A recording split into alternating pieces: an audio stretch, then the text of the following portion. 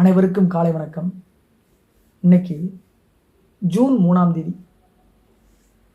அமெரிக்க அரசியல் தலைவர், பேச்சாளர் ஜெஃபர்சன் டேவிஸ் அமெரிக்க உள்நாட்டு போரின் போது அமெரிக்க மாநிலங்கள் கூட்டமைப்பின் தலைவராக பதவி வகித்தவரும் சிறந்த அரசியல் பேச்சாளருமான ஜெஃபர்சன் டேவிஸ் பிறந்த தினம் என்று.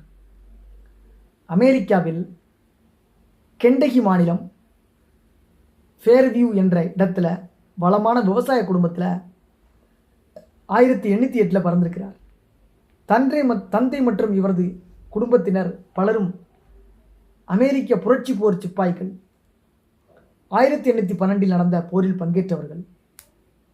மசிசிபி மாநிலம் உட்வில் அப்படின்ற நகரில் வில்கின்சன் அகாடமியில் படிப்பை தொடங்குகிறார். பின்னர் கெண்டகி மாநிலம் ஸ்பிரிங்ஃபீல்டில் உள்ள